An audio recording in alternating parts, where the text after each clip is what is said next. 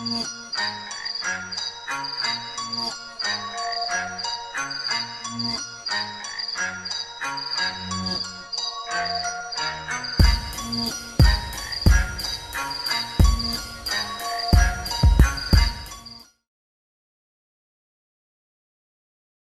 up, North Carolina, and welcome back to yet another absolutely perfect episode of Liberty Inc., your source for all things liberty in the great state of North Carolina. I'm Rob Yates, your friendly neighborhood communications director. First of all, something I should have been doing all along, I want to remind you, please hit that like button, hit that subscribe button, hit that share button. Let's get the Liberty message out there. That's a pretty good way to do it.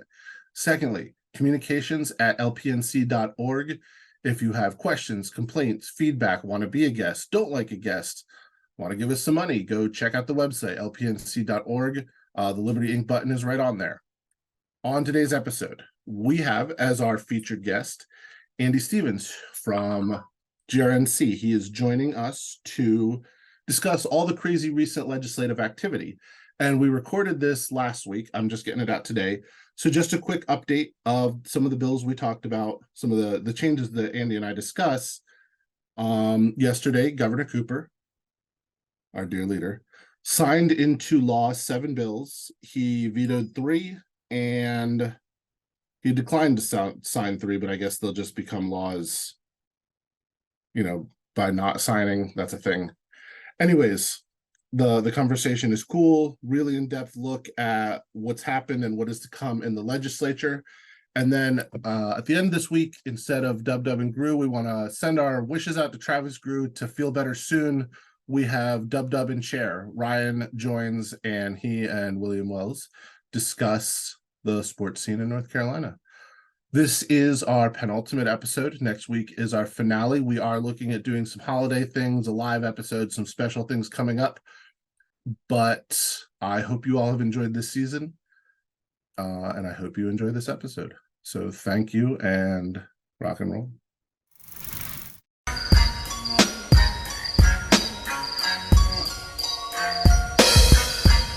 Hello, everyone. Again, thank you, as always, for joining us. Today, my first repeat guest. I don't know about all 3 seasons, but since I've been hosting this season, we are excited to have Grassroots North Carolina's Andy Stevens, who also happens to be probably the most General Assembly connected person I know, an insider, although I'm going to watch it because I don't want him to get mad at me for calling him that. But Andy has agreed to come on and talk about just the whirlwind of activity we've seen in the last few weeks, what was going into it, what built up, what came out of it. So Andy, actually, let me take it back a little bit. Just something that, caused a whole lot of cloth tearing and pearl clutching and screaming, but how significant was Tricia Cotham's party change? Well, apparently it was long in the works, and it was very important in the sense that it gave the absolute number of a supermajority in the legislature. We already had one in the Senate, and we were one short in the legislature. The reality is, though, is that most of these votes, and I was tracking some of the votes even with the budget and everything. Even the budget vote, there were 4 or 5 people that did not vote. They weren't present. So the supermajority is based on 2 things. One, it's an absolute number that you need to have if you have a full attendance. But secondly, the rules allow for a floating supermajority based on the number of people that are actually voting at any one time. And as you recall, when the pistol purchase permit was repealed, it wasn't done with a supermajority, and at that time, Cotham had not yet switched. But there were 3 Democrats that took a walk that day. She was one of them, and because those 3 Democrats were not there, the remaining majority of the Republicans were able to override the governor's veto of that bill. Even and following up on that, there were other Democrats who were rumored to be considered switching, and I don't know what happened. I don't know if the blowback was too much, but well, and we'll see. There were 5 Democrats that voted for the budget that just came through, and of those, virtually all of them were at one time considered party switchers. Now, Willingham and Ray were the 2 others that were supposed to go early, in the process. I think they got cold feet because they saw the treatment that Cotham got. But both of them were named committee chairs by the House Speaker, which is certainly something that you don't see every day. Cecil Brockman, who pushed real hard for some of the education related stuff, the school choice stuff, he's most likely going to be the next one possibly to consider party switching too. He's taken a good amount of abuse right now from his side of the aisle for his stand supporting the budget. It is amazing. I mean, Trisha Cotham, allegedly, obviously I don't know what happened, but I guess somebody like tried to run her dad and her kid down on the streets in Charlotte or something. There was some her mom and her daughter at one point. And again, we've been pushing for constitutional carry, and she lives in Mecklenburg County, where again we're still suing the Mecklenburg County sheriff that the wheels of justice turn so darn slow. But we stand a good case of winning points on that case. But in her situation, she may have become a Republican, but she has a voting record on gun rights that's absolutely zero. And representing grassroots North Carolina, if a Republican tree stump primaried her, we'd have to support the tree stump only on the basis of her voting record. We've suggested to Speaker Moore that he needs to give her a softball throw that she could strike a home run out of the park, and passing constitutional carry with a supermajority on Governor Cooper's watch would certainly do that. But like I say, just the fact that they switched parties, for the things that they're agreeable to, that's great. But we've heard that there's a number of people that are resisting constitutional carry in both the House and the Senate. She being one of them. There's several others that are doing the same. But we can't support someone that has a zero grassroots North Carolina evaluation. I mean, if she's a Republican, she's got to embrace it all, and certainly a platform plank that says we support the Second Amendment is not something that you can take lightly and dismiss. It's a weird thing because politically, I understand the hesitation. Like if they feel that's not palatable to some voters, but that's my whole problem with the political process is our rights shouldn't be up for legislators to vote on or take away. They're more interested in the reelection. And 100%. That are running for new positions that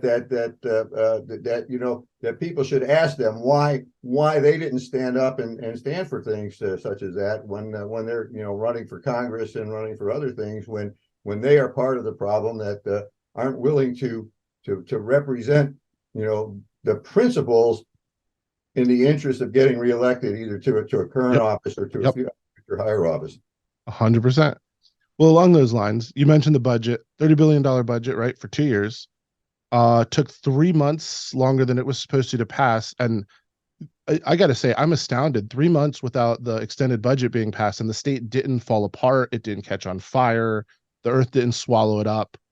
Because I was told on good authority that's what was going to happen, and that it was being held up to play politics for sacrificing the entire citizenry of North Carolina. So crazy. We're still here. Well, the reality is that the legislature several years ago passed a statute that allowed the government to continue on the existing budget as if no change had taken place. So unlike the federal government, which is going through some death throes right now fingers crossed on a shutdown, the North Carolina remember Governor Cooper vetoed a budget 2 years ago that wasn't overridden, and no, the state did not go down the tubes. It did not suffer financially. It continued along with the existing budget that had gone in. So while the legislature, it's a mixed animal. It does good things and does bad things. The problem is the bad things are generally done in the dark. The good things are done, in the light of day.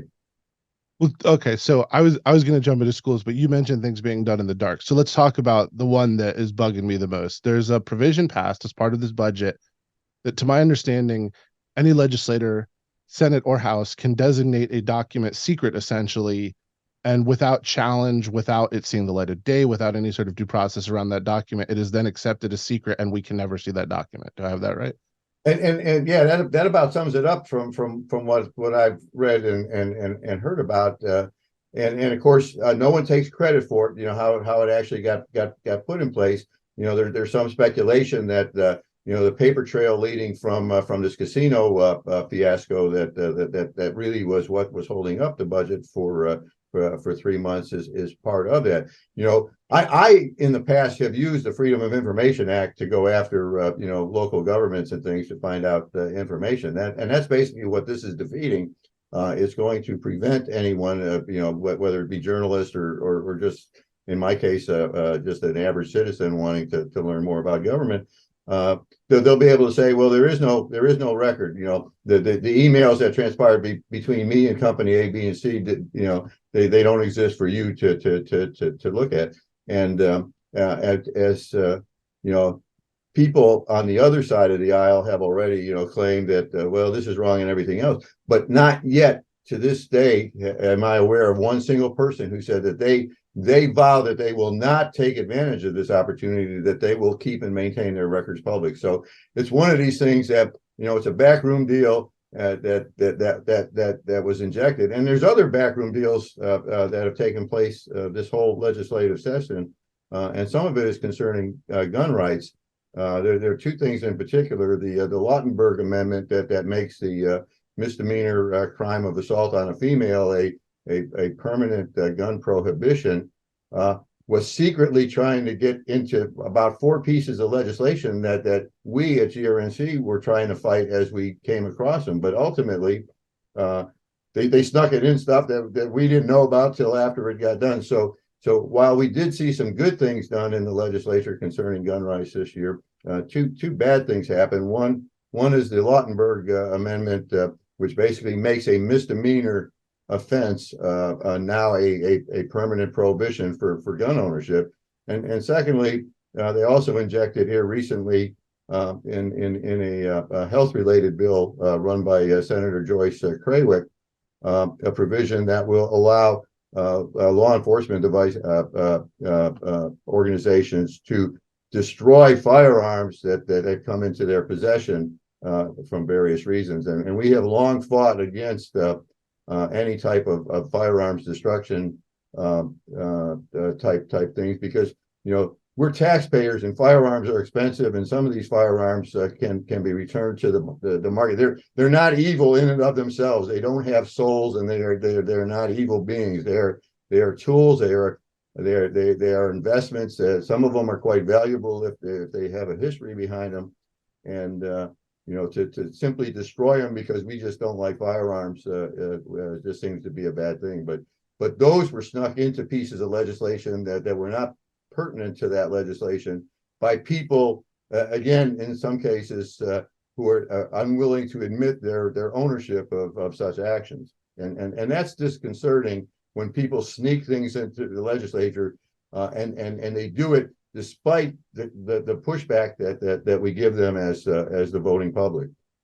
It comes back to that bill. So something that I've always found fascinating is in the federal government, for documents to get some sort of classification, it's really just up to the person who owns the document. So obviously top secret, and even secret to my understanding, there's a fairly rigorous process. I can't confirm that, but there's a process. But for a confidential, the lowest level of restriction that can be placed on a document, it's almost just a bureaucratic stamp. And people put a confidential secret label on everything because they're so afraid that they might miss something. And so it just all gets marked confidential and secret. And I just don't see how legislators would do anything different with this. It's like you said, so now there's backroom deals. So who's signing off on this deal? We have the dubious distinction in 2021, I want to say, civil asset forfeiture cost people more money in goods taken than goods were stolen. So burglary by the government is less than burglary. And now they're just going to start taking people's guns. And, you know, I don't worry about it that much. Charlotte, it has its own positions. There's some politics here that I have some distinct problems with, but this is a prominent city. There's lawyers, there's spot press. But there's some places out there where, I mean, we just saw that that sheriff in, what was it, Kansas or Missouri, who invaded the newspaper because he didn't like was Yep. being run. The 98-year-old woman died the day later. If there's no press on that, they're going to take people's guns out of spite, destroy them. What are you going to do? No, exactly. And like you say, government in the light is good. Government in the dark is bad. And we have had more than our fair share of government operating in the dark. Again, I've long taken the position that anybody in politics that's running for more than a third consecutive term is in it for themselves. We talk about term limits all the time, but we continue to reelect these people. 95% of the people of either party who are an incumbent who choose to run for reelection are going to win, hands down. It doesn't matter which party, it doesn't matter how bad they are. Everyone's talking about that Phil Berger, the Senate leader pro tem, who's responsible for a lot of this this in the dark activity, is prone to getting replaced. But without a viable candidate. And I've recommended that Mark Walker and or Sam Page, who one's running for governor and one's running for lieutenant governor right now, may or may end up in his district. They'd be the only reasonable people that would stand a chance of defeating him. You just can't run against a guy like Bill Berger, as a citizen in the dark, even with the corruption that's alleged to have taken place. And just on win. the name, you can't win unless you have the opportunity of a background and some exposure to politics itself to do it. So he'll be in again, and they'll have a supermajority again, and we will have a governor hopefully that at least is Republican conservative, but in our state right now, the most powerful person in government is Senate Leader Phil Berger, and it looks like will continue to be so. Yeah. And who he's going to bury, for the problem is who's he going to bury because he's got a personal grudge against somebody or something because of what just transpired in this last session. And if he emails about it, we'll never know.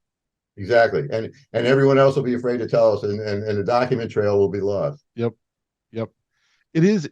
I mean, not to get too far off track, but it's because we have the LPNC has a decent slate of candidates for 2023. We've got some more we're looking to for 2024. Everyone's new. Very few people have run at all. It's hard. It takes time. It takes experience. It takes money. It takes money. And it's very difficult. And of course, every 2 years for the Libertarian Party, it's important that you get that minimum vote threshold so that you stay on the ballot. Unlike the Constitution Party that lasted for 2 years and faded away. Unlike the Green Party that came and went and is back. And now we got the No Limits Party that may or may got money or two. So the No Limits Party has money, like money. The No Limits Party has money, and the No Limits Party is going to run at least a national presidential candidate. I have no doubt. Now, whether they're going to expand into other races and other areas, remains to be seen.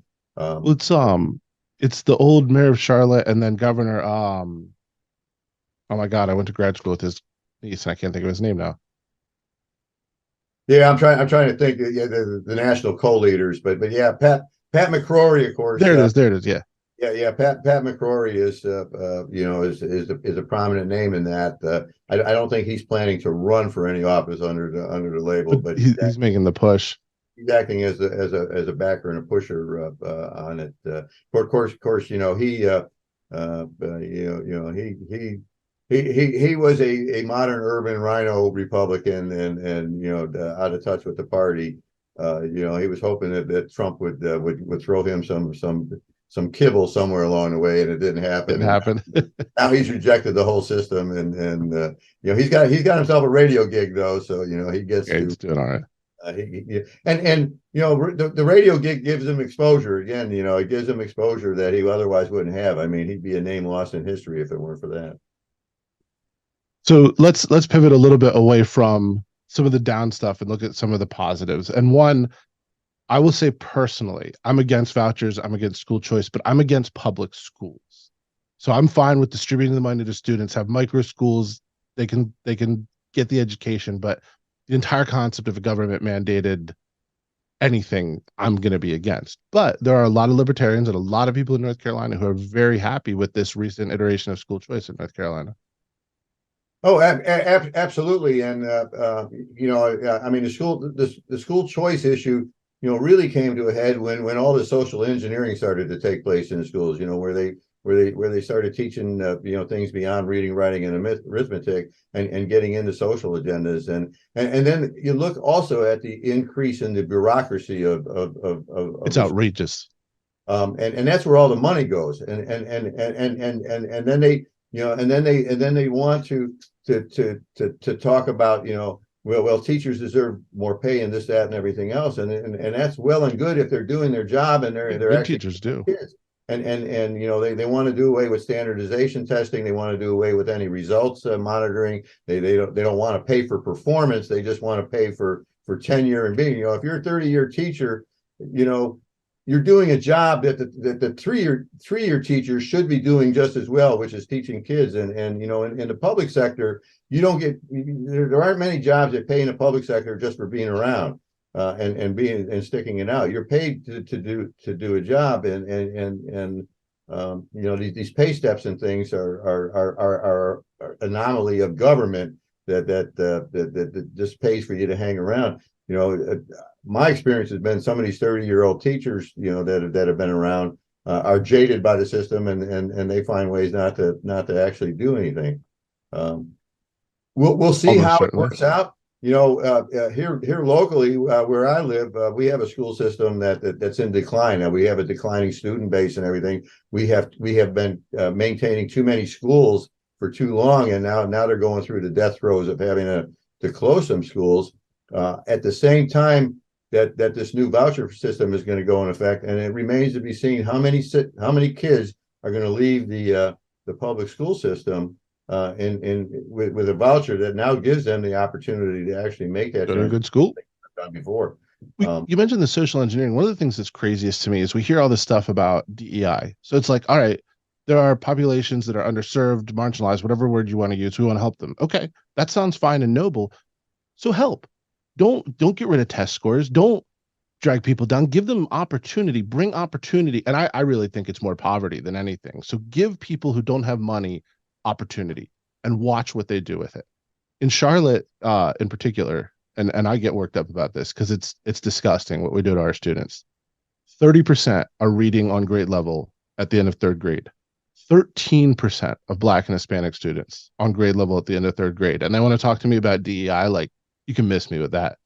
But even in our state, 46% of kids overall on grade level at the end of third grade. And it's a big one because if you learn to read before third grade and then you learn from reading after third grade. So if you're not on grade level at third grade, you're behind in everything. Yeah, you're going. It's all virtue signaling. And it's not just here. It's not just here. It's not just something local. I mean, you look at the city of Baltimore. I think the Baltimore is one of the they spend the most money per kids, I think, of anyone anywhere. And 10% of them, can't pass basic math and stuff like that. The system is not teaching kids. I know a young person who's acting as a special eds teacher aide in a local school system, and she came to work because she works two jobs. She's teaching there and also where I work. She came in showing me a bite mark on her arm where one of her charges physically assaulted her and bit her, and she's got black and blue and probably gangrene and tetanus shots to look forward to. Crazy.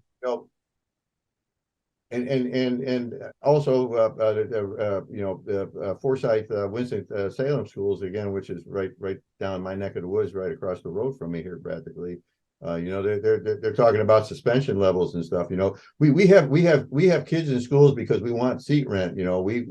We keep them in school when they're miscreants and troublemakers and basically thugs and have criminal records and they're traumatizing the other kids that are actually trying to learn. So the system, we talk about, well, we have to give everyone an education. Well, yeah, but at the same time, we shouldn't put good kids in with bad or good people in with bad. well, we shouldn't allow criminal behavior to take place only because well, it's a norm for, you know, a DEI again, you know, well, we got to treat a certain population differently because, you know, they're used to beating on people and stealing and doing stuff. That's wrong. It's just simply wrong.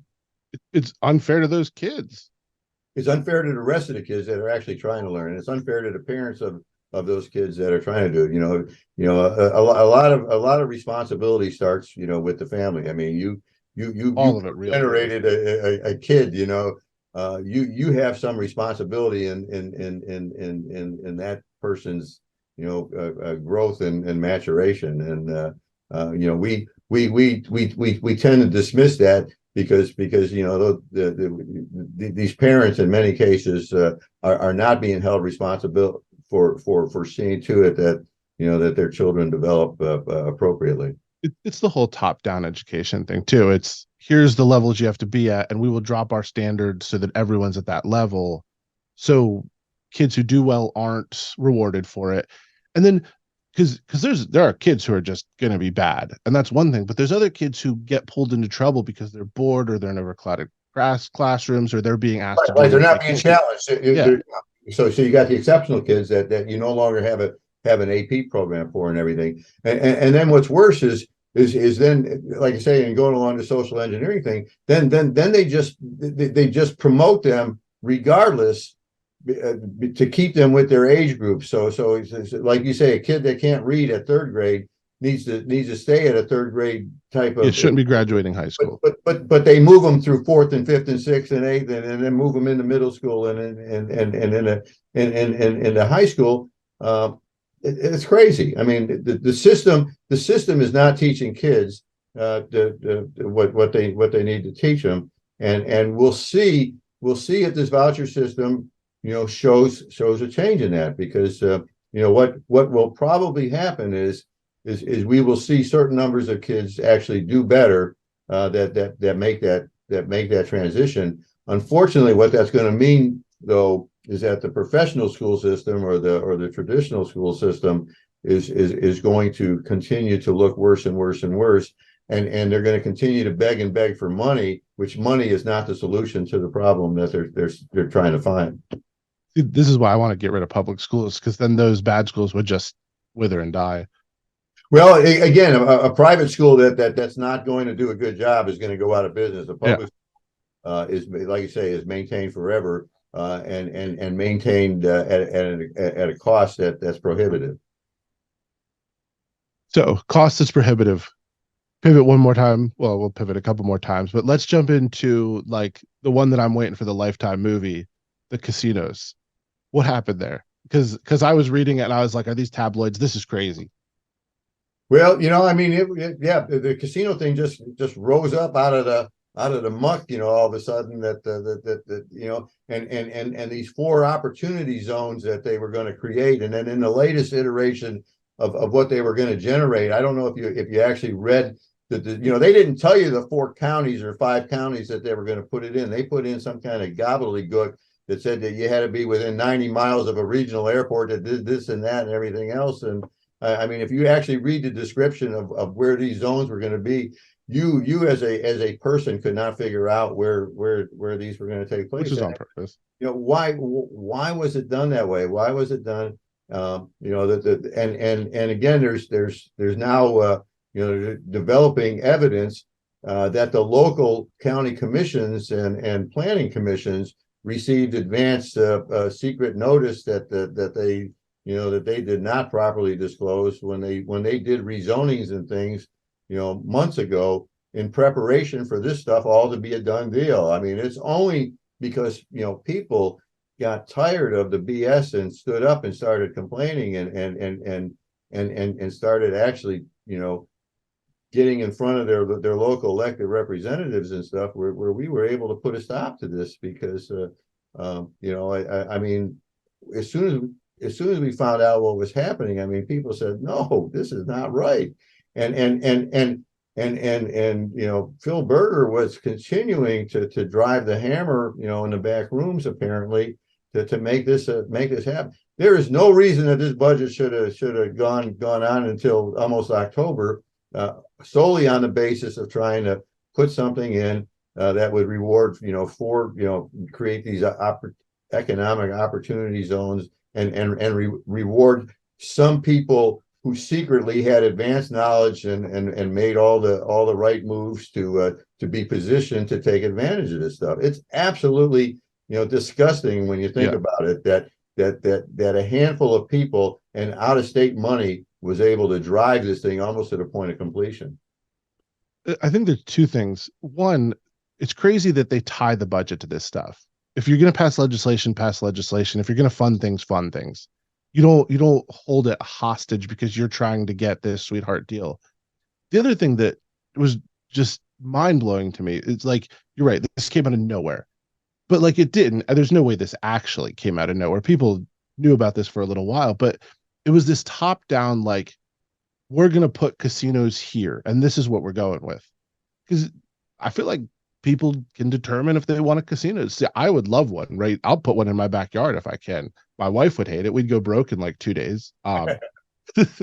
But there are people who legitimately have their reasons against it. And it's like, yeah, respect that locality. Yeah. And again, this goes back, to how many years is it now? 30 years to the lottery, where the lottery was done on a last minute slay a hand deal with a false majority. Again, they waited until people weren't in the legislature. But back in the day, Republicans, conservatives were against the lottery. Now the Democrats were against the casino. I mean, we've gone full circle.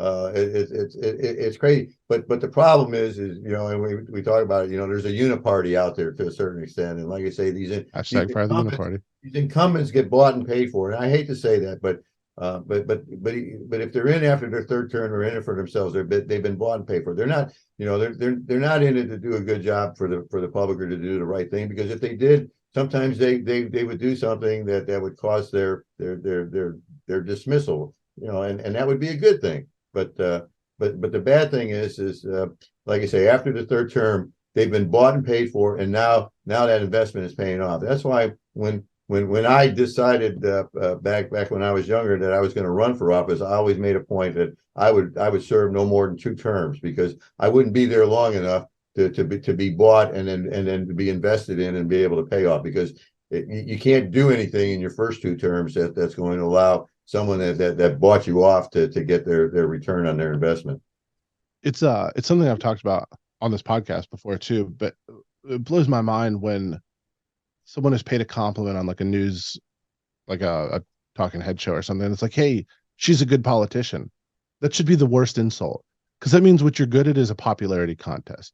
It's not this person understands economics, or this person's really good on foreign policy, or hey, this person was able to get these 2 sides to come to the negotiating table and make a deal that helped people. It's, yeah, that was a shrewd political move to like make the opponent look bad. It's crazy. It's a popularity contest, but these people have power over us. It's a popularity contest, and it's a money transferring scheme. Yeah. And again, we're talking about a $30 billion budget this year. Just a few years ago, it was at 20 billion, so we've increased 50%. Now, revenues are growing, and at least we're going to get, some of that back in terms of, minor tax cuts, a quarter of a percent a year or something. It's really not significant from our standpoint much anymore. I mean, North Carolina income taxes are under 5% right now, so it's but it's the other taxes and the other fees and things that are nickel and diming. My property taxes went up an outrageous amount, but that's not the state. And property taxes, property taxes are a double-edged sword too, because property values are increasing. So that the even at your existing tax rate, and very few of these municipalities or jurisdictions are taking a revenue neutral stance. They're absorbing the increases. And again, just locally, I'm in a poor county. I'm in one of these counties that's rated at the bottom tier and everything. But I was just at a meeting the other day where our register of deeds says that the properties are selling at record prices, and we're looking at another property revaluation to take place in a year or so, because they, instead of going every 8 years, they're doing it every 4 years now. And these poor people that are on fixed incomes and stuff, my county has 30, 40% of people that are 65 and over. They're not going to be able to afford the next round if their property valuation doubles, and they gotta pay the taxes on it. I'm anti-tax in every sense. All taxation is theft. I mean, that's 100%. If you have to have one, I'll hear a discussion about like some sort of VAT or sales tax. I hate even saying it, but that's like, I discuss it, but property tax is the worst to me by far. And it's for what you said. You could work your whole life, retire, and be thrown off your land because you can't pay rent to the government. Exactly. And it's your property. And, a consumption tax of some form gives you at least some ability to manage it, because you can control your consumption. But a property tax where arbitrarily your value your value doubles overnight because somebody decides that they're willing to pay 3 times what you paid for 20 years ago, and forces you out of it, like you say, because you no longer have the means to pay that annual fee to the government. Yep.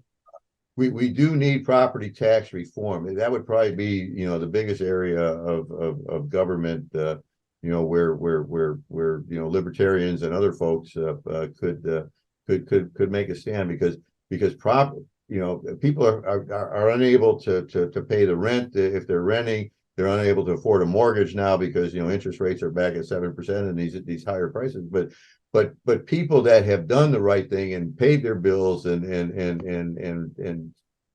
burned their mortgage are suffering, because now they have a mortgage payment the equivalent of a property tax bill every year. I mean, it's getting that much. It's crazy. And I'll stay calm because I will rant on this. Property tax drives me absolutely insane. Well, did you see this 94-year-old woman finally won her Supreme Court case, but she was like 29,000 in arrears on property taxes and didn't know, and then they just repossessed her house. Yeah, and you can't fight government. I mean, you can't. The little person now. Granted, they went to the Supreme Court, but the average person can't. It doesn't have the wherewithal and the resources and the time and the energy to fight a 10-year battle like that. It's impossible. Researching that one, there was another case where a guy who was in mid-stage Alzheimer's had his house foreclosed on him for the same reason. He didn't even know he had not paid his bills. Ended up sleeping on his porch for like weeks because he thought he had just lost his keys. Yeah, so they never went back. It's disgusting. It's disgusting, is what it is. It's a government serve and protect themselves. Property tax reform is probably the next most important thing that people need to focus on. Which if they're focusing on anything, and that's the one they need to focus on. So I'll go off on a tax rant all day. But what other major parts of the budget? What were some major legislation aspects of the budget that were passed? I know we got the Medicare expansion, but that was already in the works. Yeah. The Medicare expansion is in there. Obviously, the school voucher things are in there. Of course, there's in that $30 billion, and if you look at all the politicians right now, they got their laundry list of all the little projects that have come back to the districts that they're going to spend, water and sewer projects, this, that, and everything else that they're spending their money on. As far as that, all that goes, so that they can tell the folks back home, look, I brought all this back to the district. That's why you got to reelect me, because that's why you got to reelect me. The Democrats are complaining, they didn't get anything because they weren't party to the party, but that's one of the things that Cecil Brockman is receiving some flack for, because he said I worked with the Republicans and I got this done for my district, and they're mad at him for looking after his people, so to speak. So, but there was an open. There's a lot, there's a lot in the $30 billion that shouldn't be there. Let's put it that way. Of course, that's a given. But for the most part, like I say, for most of us, it really doesn't affect us. They're not raising our taxes. They're but there's costs associated with running a government, and like I say, we've seen a budget go from 20 billion to 30 billion in less than a decade, without a population that's increased by 50%. So surprise. Never met a politician that didn't want money. You know, the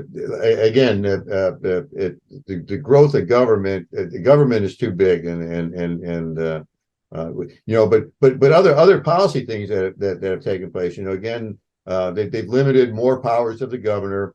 They limited powers of some of the cabinet members. The commissioner of insurance, he's been separated from his role as the state fire marshal. You know, I mean, you know, these things are done, and again, that was done in secret. That was done without going through a committee process or anything. You know, there's probably some personal animosity taking place, and that individual happens to be a Republican too. But you know, but like I say, there's, you know, our state government appears to be run by pettiness and vindictiveness in the back room all the time. Well, there was some pettiness, right? The two Democrats got in a fight, and then Speaker Moore moved one of them to the basement or something. Well, that wasn't really what happened. That was his opportune excuse. But Representative Everett actually went to the Wake County DA when the Cotham Moore situation was developing, and wanted him to press charges for, you know, misappropriation of funds, because the guy was carrying on, you know, an alleged affair on government time and government money. So Everett actually went to the Wake County district attorney and wanted him to file charges against Speaker Moore. So again, this is pettiness and vindictiveness taken to the extreme.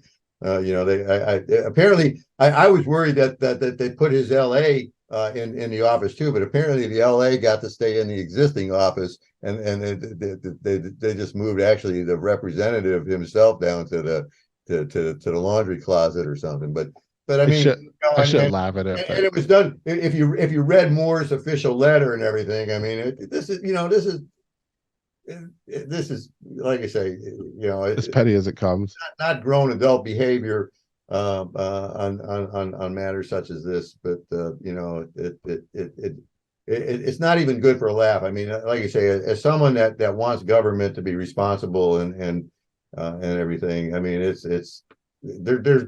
there's no value, even in political, you know, wanting to be, you know, right is right and wrong is wrong and left is left and Democrat is Democrat. It's not. It's crazy.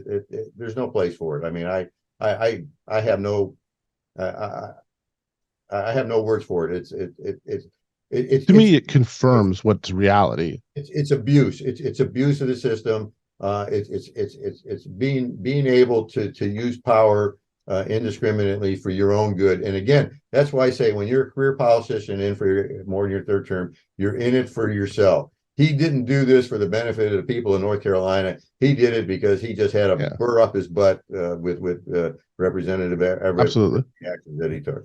I mean, pure and simple.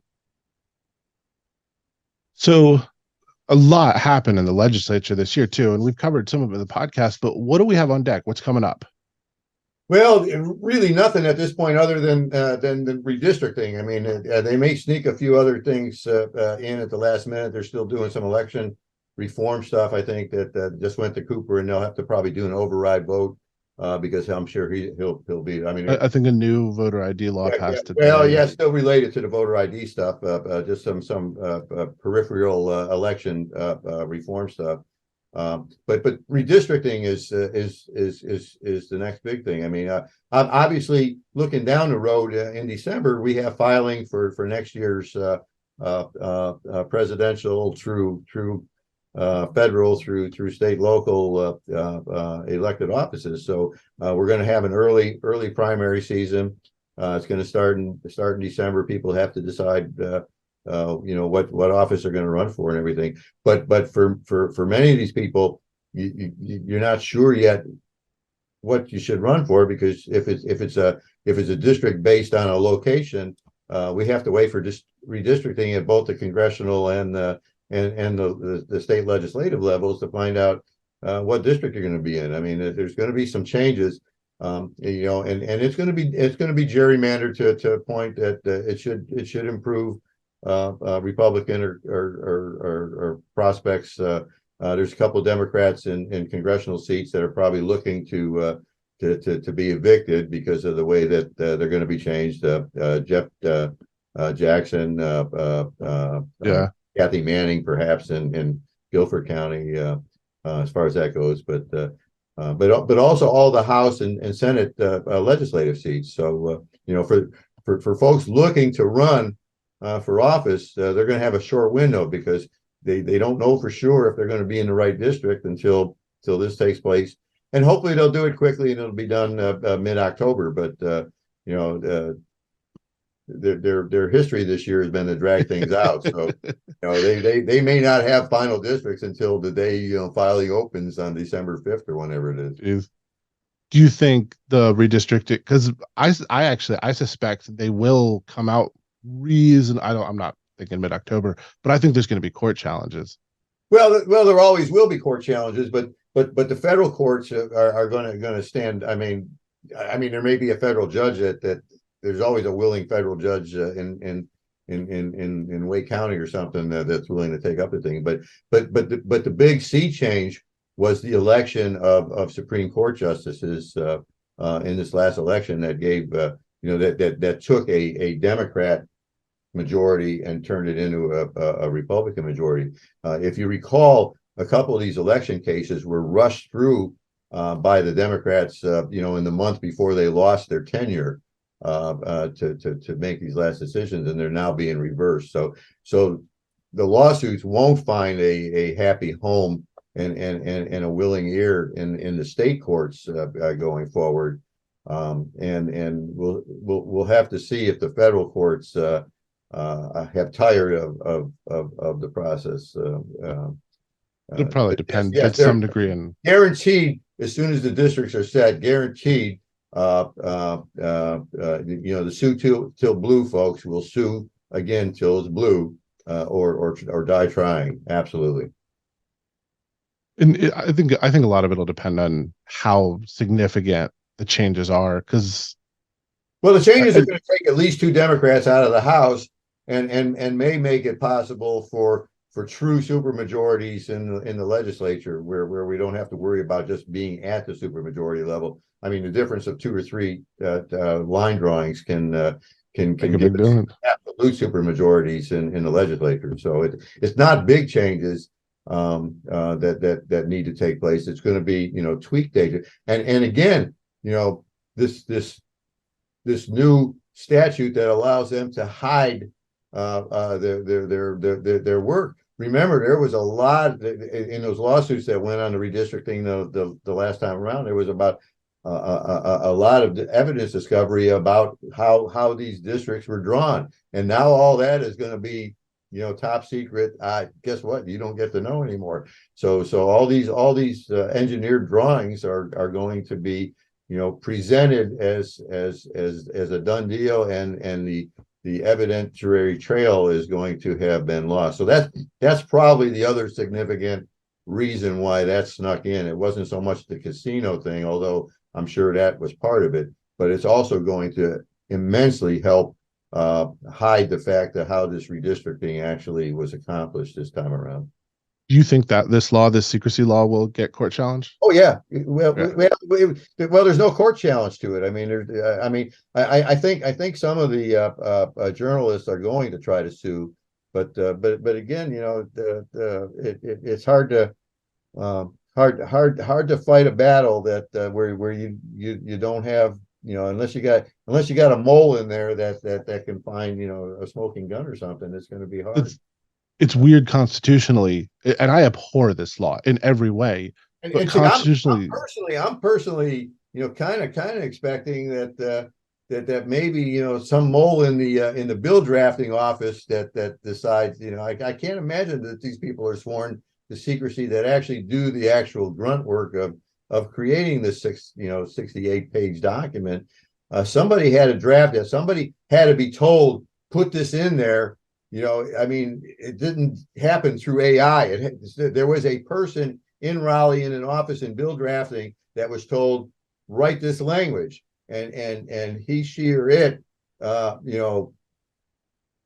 It maybe might have been AI. You say it might have been AI at this point. comes out and says who did this and how it happened. Maybe after they retire, but Well, here, this was done by a person, and it was told to a person in a department whose job it is to write this crap. And so far it's the best. I mean, it's the best kept secret in Raleigh right now. I couldn't believe that one. All right, a couple more things I want to ask you about, and then let you go. And I do appreciate your time. Looking to next year, a few things. Well, okay, so there's one, and I usually do my research before getting on, but I forgot to check on one. What happened with the legislation banning central bank digital currencies? That I don't. I think it was a committee stopped it, but again, a committee at any level doesn't create policy. It requires a vote of the floor. So I don't think it's dead, or I don't think there's any real change until such time as you actually see a vote. But I think a House committee may have done something to stop it. But that's as we know, that doesn't stop anything if somebody really wants to get it in. What about medical marijuana? Well, that's another issue. And two things are happening in regards to that. Of course, locally and at the federal level, there's some activity in changing the status of marijuana, and medical marijuana has been receiving support at the local level in the legislature. Coupled with that are some federal lawsuits pertaining again to gun rights related issues, because right now if you're using a prohibited substance, you're prohibited from owning firearms. And the Hunter Biden case is going to be good to you, but there's another case already in the system about a medical marijuana type deal that's going to go forward. So if there's benefits to it, obviously it needs to move forward. But I as a constitutional person expect that if you're willing to support medical marijuana, you're also willing to support the exoneration of anyone that's ever been prohibited from a constitutional right by virtue of using that substance at that point. So I do 100%. I can't believe, because I'm opposed to Hunter Biden, for example, selling access to his dad to overseas companies, but I fully support him on the drug and gun charges. Yeah, and again, it'll be quite ironic if his case actually becomes the case that defeats that, because I mean, the Biden administration just created this new gun control special office, and they're going to try to go about it in various ways. The whole gun safety, gun control marketplace is moving towards creating enough reasons for prohibition that ultimately everybody's prohibited. And this is going to turn right around and slap them right in the face. That it's going to reduce. Most of those denials in the NICS system are going to go away, because they're going to be drug offenses that are no longer absolutely required. I think I read that his lawyers are going to argue that it is a violation of his Second Amendment rights. Absolutely, and again, even felony convictions, nonviolent felony convictions. I've long taken the position that if you're such a danger to yourself or others that you should be denied your constitutional rights, why are you allowed to walk the streets then? There's a whole other thing that we're dealing with. To walk the streets, or if you're a felon who has served your time and did what was required of you, your rights should be, your voting rights and your rights to all your constitutional rights should be restored. Paid your debts. There's no question about it. And if you believe, or if government believes that you should not have those rights restored, then they need to point that you're a present a threat or danger, and do something with the force of government to prevent your behavior from doing what you are afraid they're going to do. I'm with you 100%. I mean, I don't even think I get out there. I don't think they should take your rights away at all, but ever. Like, well, there should be a compelling reason for someone to lose their rights. And again, I mean, you know, I mean, if you're a murderer, if you're, I mean, some of these felonies, even, you know, I mean, you know, they want to throw Trump in jail because he handled a Trump 45 commemorative, handgun at Palmetto State Armory, who by the way sells good products. I have several of them, but I just bought one from them. But I mean, Excellent customer service, fast delivery. Under felony indictment. Well, you know, in this country, you're innocent until proven guilty, and even a felony indictment should not be prohibitive of your constitutional rights, because you have the right to be considered innocent until you're proven guilty. Sorry, I'm looking around. I'm trying to find it. I just got a new gold dot instead of a red dot. We're going with gold dots. Hashtag vote gold. Hashtag gold rush. All right. My last question for you then. What's your wild, like, out of coming from outer space prediction? What's the thing like the Secrecy Act? What do you think is going to happen that no one's looking for? I don't know. I think there's going to be more of this muddled secret stuff going. I think casinos are going to come back. I don't think casinos are dead. I think casinos are coming, and you know, video terminals and gambling are coming with all the good and bad. I mean, you know, it's good, I guess, to some people because they win, but really, you know, for one winner, there's 1,000 losers, and everything's a trade-off. People pretend it's not. It's going to be a net loss to society as a whole. But that's going to come back. You know, the redistricting, I think, is going to be a surprise. You know, it's hard to say what the next surprise is out there. Maybe medical marijuana will see the light of day. You know, as we go forward. You know, I'm you know, the other thing that's come up in the last few weeks that hasn't been on a hot burner, but you know, we have to do something with these college campuses, well school campuses and gun-free zones in general. You know, we had the situation with the two incidents at UNC or whatever. One of which I believe was a Chinese assassin that did a targeted assassination. You know, there's nothing out there dispelling that. Like, they still have not found his weapon, to the best of my knowledge. Now, how does a kid on a college campus, a non-resident alien, make a firearm disappear used in a you know, this was a professional, you know, but nobody wants that way. That one. You know, and that's what you notice how quiet that's become and buried under the rug. I mean, and again, Anderson Cooper, whatever her name is, you know, they had the big rally of 50 people and stuff out there, but that's all blown by the wayside. But the real thing is you know, those were two Chinese nationals working for Chinese labs, trying to steal American secrets, and one of them was assassinated, and the other one. The other one professionally disposed of a firearm, you know, in the best traditions of the CIA. Yeah. You know what I think it's going to be, and I'm actually really happy about it. I think we're going to see more on nuclear power. Well, yes, okay. Nuclear power is coming, and you know, that's a good thing. I mean, you know, I love it. You know, I mean, and you know. And you know, if you believe the scientists in that regard, they think they're closer to fusion as opposed to just fission reactions in the next. We sustain fusion. It's got to be scalable now. It's going to take a little while, scalable and safe, and at that point, you know, but will that be like the guy that invented you know, water in place of gasoline and go away and disappear and never be heard from again because it'll destroy the whole energy. Infrastructure thing as far as that goes, but you know, and maybe we won't have to eat bugs in the future if that happens. So you're one.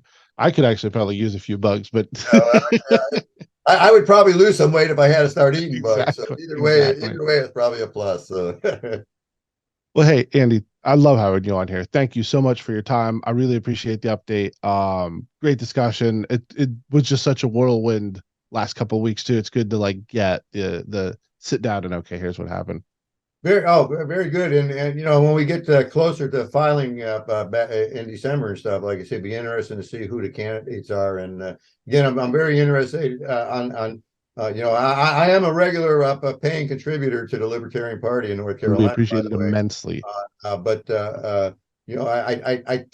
think we're still going to have a primary for governor in the Libertarian Party. I'm not for certain at this point. We are, as of right now. I don't want to comment on anything. I understand, It's not just that. Like, I've heard things like seventh hand. Like you probably have heard more than I have, and I'm just yeah. let the legal system do its thing. But There's always seven sides to every yeah, story. there's always two sides to the story, and again, everyone's got the presumption of innocence until proven guilty on anything. But I'm looking forward to seeing a good push in the Libertarian. I mean, I've been a conservative all my life. But I'm a Libertarian conservative, as you can obviously tell. I mean, we very seldom disagree on anything that you would consider a libertarian position, but but I'm looking forward to seeing maybe some actual good success this year, this time around. We're looking forward to bringing it to you. All right. Andy Stevens, Grassroots North Carolina, Gun Owners of America, GRNC.com and GOA.com, right? You don't have to spell it out. Gunowners.com. Gunowners.com. GOA, And I'll yeah. put them up on the screen. Thank you so much for your time. Have a wonderful evening. Yes, sir. Good pleasure talking with you anytime. Hey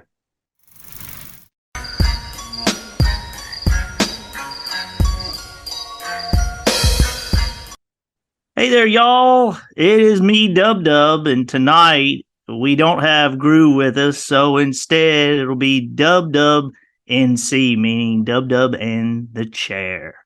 Please welcome Ryan Brown to be my sparring partner tonight. Ryan, how you doing, sir? I'm doing well. Thank you for the invite. Yeah, thank you. Thank you for coming on to the sports portion of Liberty Inc. And for those who have watched this podcast loyally, I think he has now completed the gauntlet of being in every possible portion of this podcast. And he's here to spar with me over the sports happenings here in North Carolina and a little bit elsewhere. So let's get started. Ryan, the beloved Panthers have had a tough start to their season. They're 0-3. That's not the greatest start. They welcome in this Sunday the Minnesota Vikings, who are also sitting on 0-3. We're not the only matchup of 0-win teams. The other one is the Broncos, who just lost by 50 to Miami, versus the inept Chicago Bears, who are 0-3.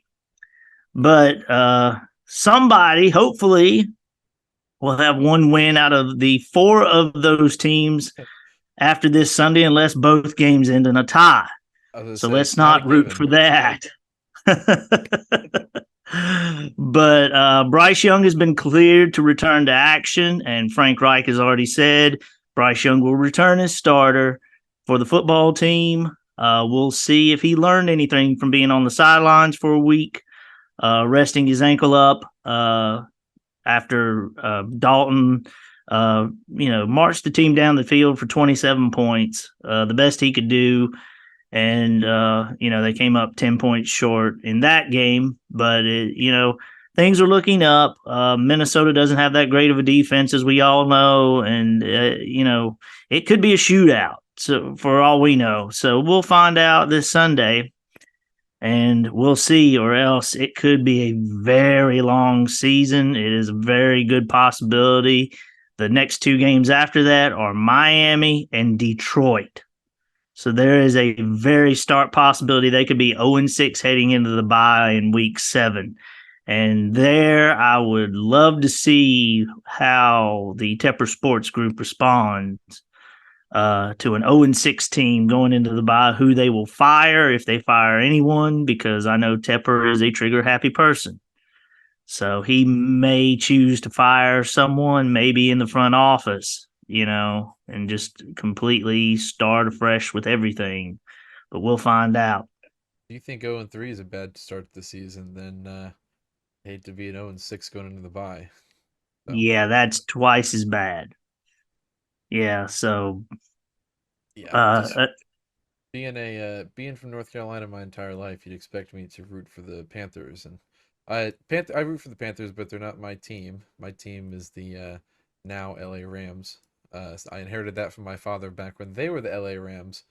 But Oh, okay. in So between the you're times of them being the LA Rams and the LA Rams, they were the St. Louis Rams, and I was too right, young to right. remember the greatest show on turf, but not young enough to forget the 15 or 1 in 15 or 0 in 16 teams we had there for a couple years. Yeah, yeah. The Rams were not very good in the Jeff Fisher years. I will put it to you Oh that way. man. And then you look at So where all his coaches went after that, and Spagnuolo is head coach or something now, and on the Kansas City Chiefs, I think, right? Oh well.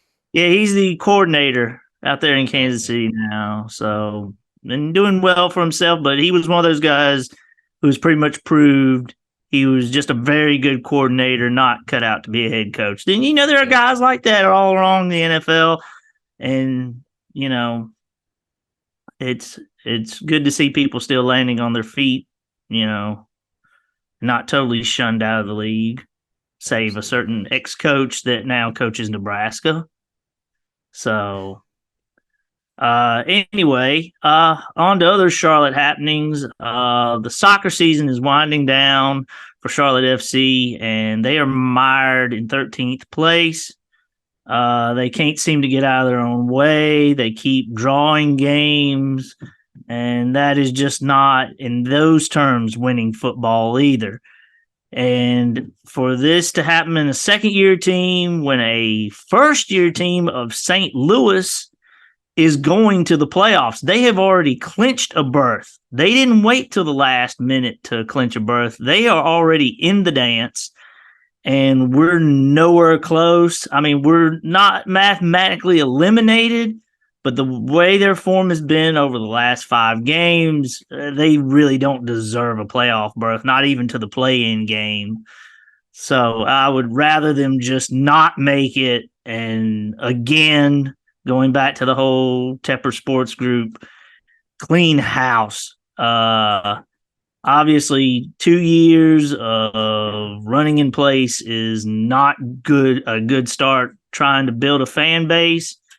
And, you can't keep expecting people to pay more in concessions and pay more for season tickets and PSL licenses.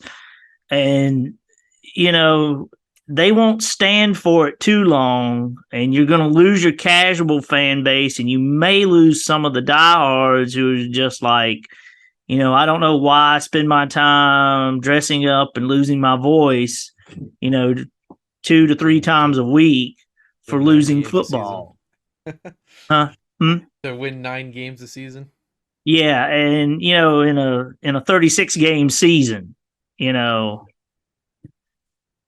and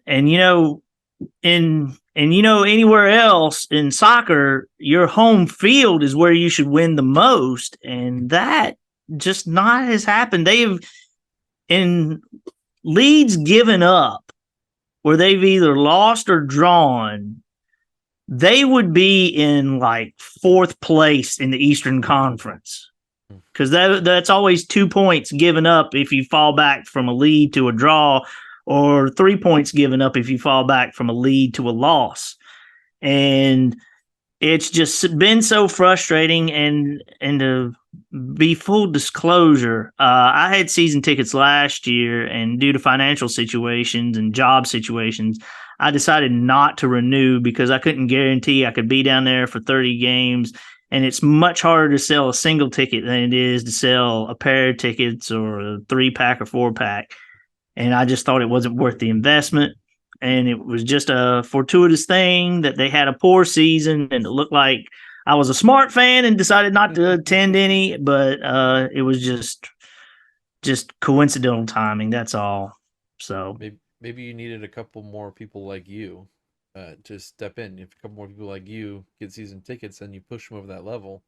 But a couple people like you left, and so now they're down to a second bad season. It could be you, Will. Well, I don't like to chalk it up to just me. There's a lot of great fandom in both clubs, both the Panthers and Charlotte FC, ardent supporters. And, I try to do my best and come to things and something that is really unusual going back to the Panthers.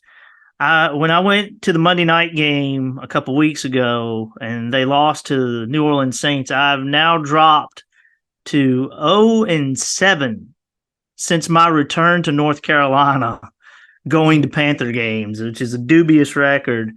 But here's an even better one. Since Tepper has taken over as owner, the Panthers are 17-40.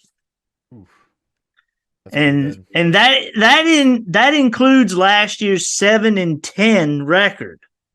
So if you take out that 7-10 record, 10-30. that means they're only 10-30.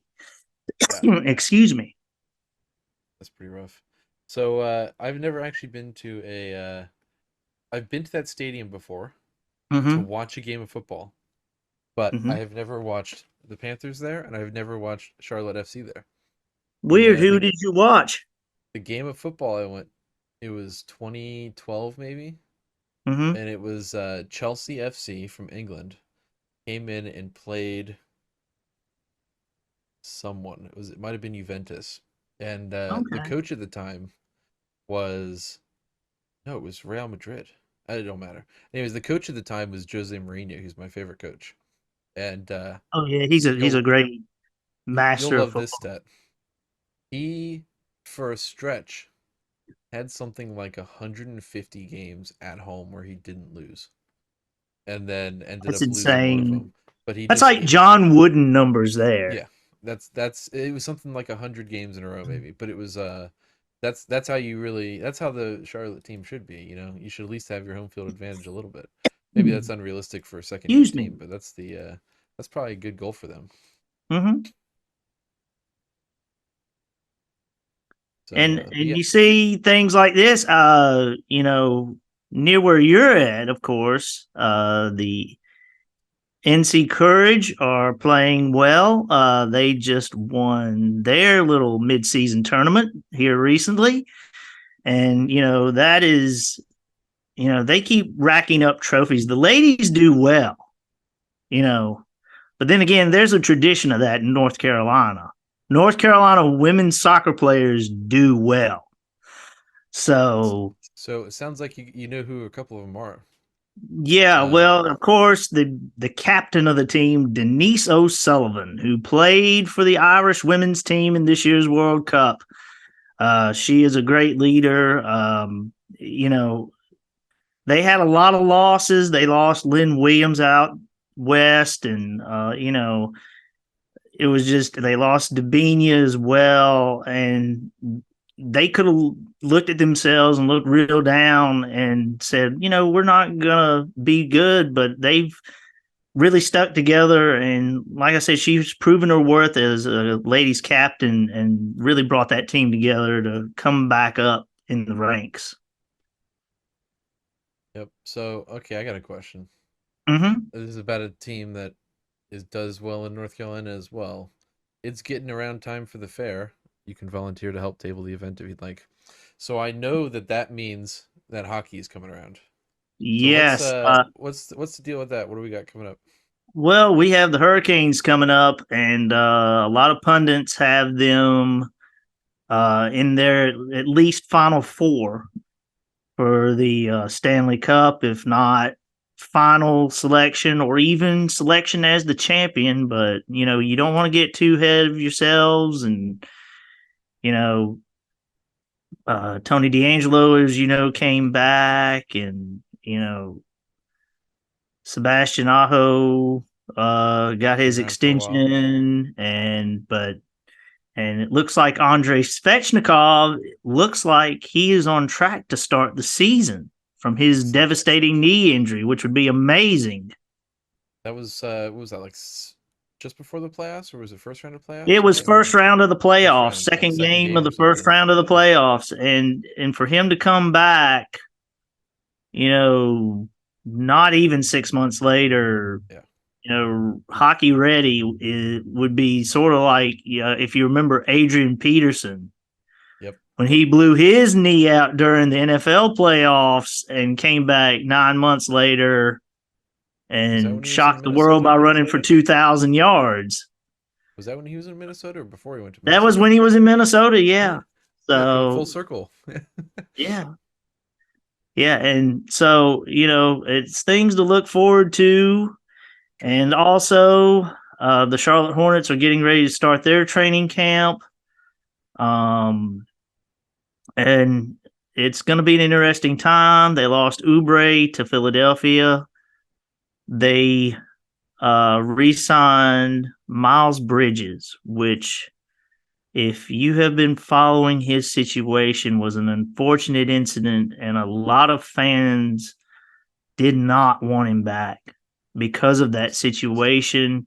They said, what do we value more, the well-being of someone else or winning at all costs? And unfortunately, it looks like the Hornets care about winning at all costs. And I don't know if you're ready to sell your soul to win games.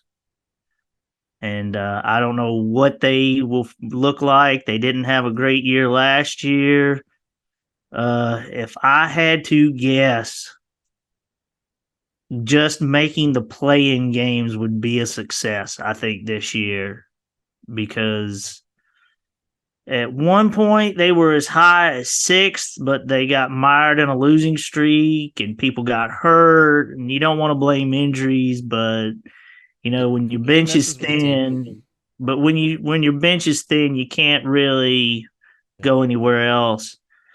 And it's just long losing streaks kill playoff chances. It doesn't matter what sport you're in.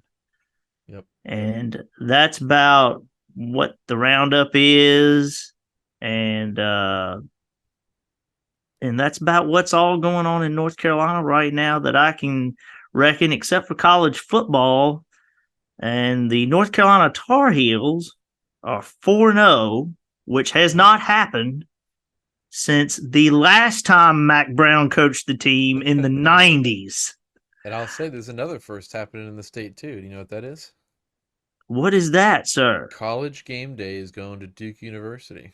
That is correct. They're going to go to Durham and be there for the Duke and Notre Dame game. And Duke has brought out an interesting combination. They're going to have glossy blue helmets with the script Duke on them, or I like to call it Old English Duke. And they're going to be flashy for the night game. And, Notre Dame's a tough team. They're coming off a devastating loss. And Sam Hartman is very familiar with Duke because he played at Wake Forest all those years.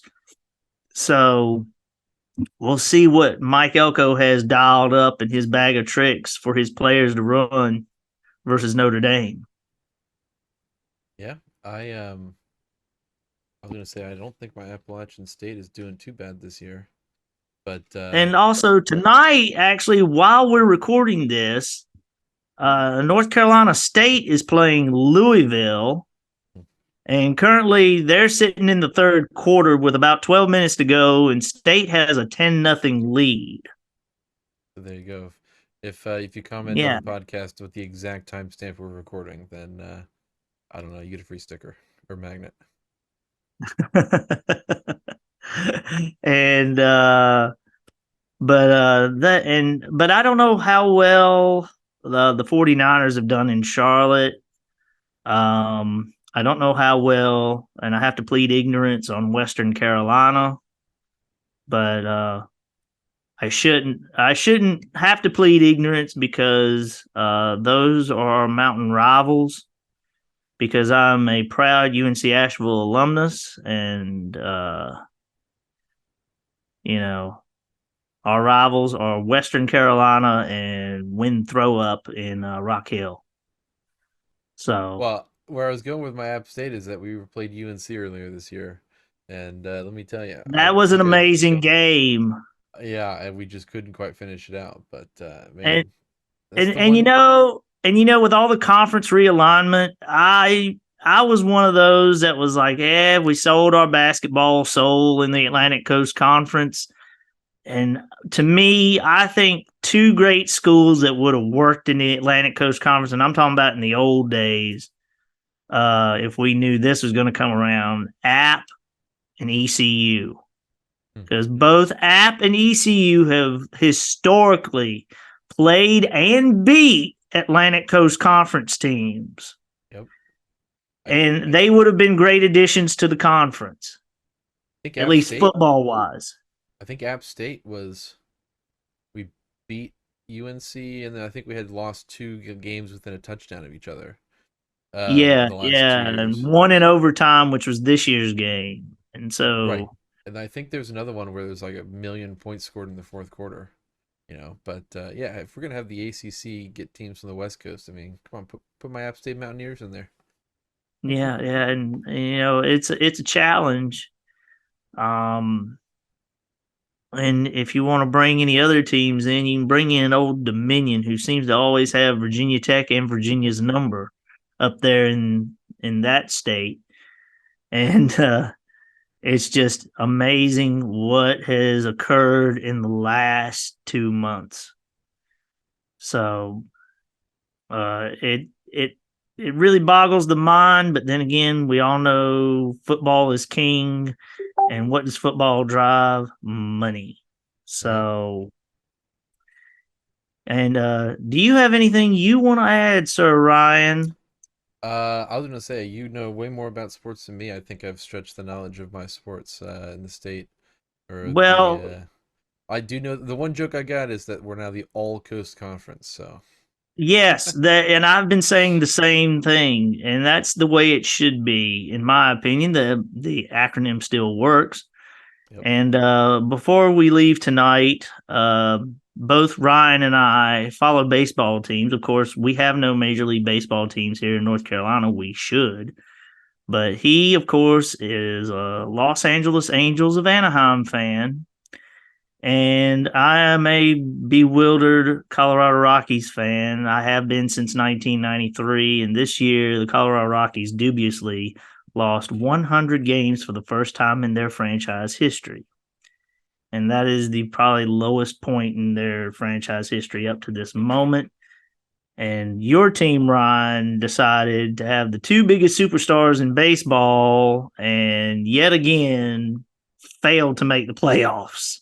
Well, we were talking a little bit ahead of time. I mean, we had Albert Pujols in the last, 10 years of his career, which are going to be better than Mike Trout's career in Anaheim, probably. But that's a strong statement. I should have looked at the stats on before I said it. But yeah, I mean, Trout, he's too hurt. He'll never catch up to Pujols in career numbers. I mean, we had a couple contracts that were, Josh Hamilton, Vernon Wells, just money sinks. And yeah, can't keep Trout healthy, can't keep Ohtani healthy, can't keep Rendon aware that he's a baseball player. There's just a whole lot of stuff going on. And the funny thing is we decided to mortgage or bet on this year. And since the trade deadline, I think we're I don't know, the ratio of wins to losses is 1-4, 1-3. I think we lost. I think we won 1 out of 15 or 1 out of 13, lost 11 in a row at some point. Yeah, the insult to injury was losing a series to the Oakland Athletics. How do you lose the Oakland's worse than the Angels if we still can't figure out how to beat them? Yeah, and it's just they were on spider watch. And what I mean by that is the worst record in baseball history was 40 and 120. And once they crossed the 40 win lead or 40 win, realm, it was just we didn't have to worry about that, but they're still going to have the number 1 pick in next year's draft. So, yeah. In baseball, you still earn your position in the draft. You don't have to worry about a lottery. Well, I think we should find a crappy team, one that we like. Could be the Angels, could be someone else, although we have to get rid of Artie Moreno first, which I'd be happy to do. Yeah, and I would love to get rid of Dick Monfort as well. Maybe we can find out he's a Russian oligarch and just take his team from him. But anyway, yeah, once we have an orphan team, then we just got to throw him somewhere in Raleigh. not Charlotte. Yeah, I agree. Raleigh And has the real estate. Unfortunately, I know people love to say Charlotte this and Charlotte that, but Charlotte has no more real estate to put anybody anywhere. They can't Mecklenburg's full. expand Truist Field because Truist Field is in Uptown, and you can't expand too large in Uptown. And you got to find a willing owner in Charlotte. And I don't know if Tepper wants to pony up another $1 billion for a ball team. Well, so And we've got Dan Kroenke, whatever his name is. He owns the Rams. He owns Arsenal over in England as a soccer team. he owns the Denver Nuggets as well. He owns a basketball. He's got to buy a baseball team. I'm sure we can go for him or the Glazer Group. I mean, they own Manchester United and the Buccaneers, I think, right? Yeah, that is correct. But I think they're looking to sell the Man U team. I don't know what it is. I just need to find a rich guy. Got a couple million laying around. Yeah. And also, I was hoping that the Rays would move since they have their AAA in Durham. That would have been perfect. Yep. But unfortunately, Tampa City Council voted them money to build a new ballpark, and so I say if there's anything that Charlotte's good at, it's giving people money though for sports events and stadiums. But here's the thing: people are like, if we build a new one, build it at the old Charlotte Pipe and Foundry site, and I'm like, yeah, a football stadium could go there, but if Tepper wants his dream to host Final Fours and Super Bowls, you got to build a stadium either like Vegas or Arizona, and have a grass field that slides outdoors to be shined on in the sunshine, and you can still hold your concerts and stuff that you want to hold, and then brought back in for the sporting events. But then the stadium size there, stadium's a huge size, and then you got 2 to 3 times the footprint of like a mega stadium, next level kind of thing. And good luck trying to find anywhere to put that. Right. Well, I mean, you look at, people don't remember this, but when they built what was then Ericsson Stadium, the site where they built it used to be a hospital. And not many people know that, but it was a hospital in disrepair. It wasn't being used really much to treat people. It had fallen in disrepair. And so it was an improvement on the site. So don't think, we displaced a lot of patients and children and everything for a football stadium. That's not how it was. But I wouldn't put it past them to try it, though. No. But one thing that I know people are trying to do is get the stadium back to grass for the health of the players, both soccer and NFL, because as we've seen, so many non-contact injuries affect people on turf and not as many on grass fields. I'm not saying it's infallible, but the data is there that it doesn't happen that much. And what I loved when they put grass in the stadium was, not many people know this either, the dirt base was made with dirt from all 100 counties of North Carolina. Interesting. Yeah, and that was gone the minute Tepper decided to pull up the grass and put down nothing but turf. So congratulations on that. Naturally. But anyway, I think that concludes it for us here in the sports portion of Liberty Inc. And Ryan, I want to thank you again for being here and being the person to bounce things off of, and your little insight that you have. Thank you again for being here tonight. Yes, sir. Thank you for hosting. Thank you for being the best sports host on the podcast that I've, been hosted with. I didn't work out right, but that's why you're the host and not me. So yeah, well, thank you for the compliment, but hopefully, Groo, we wish you well. He called out sick tonight, and we wish you better health, Groo. We hope to see you here next week, and we hope to see you guys out there in the internet world, or whenever you're watching us, the next time we come around as well. And for Ryan and myself, we wish you a good one. Y'all take care now.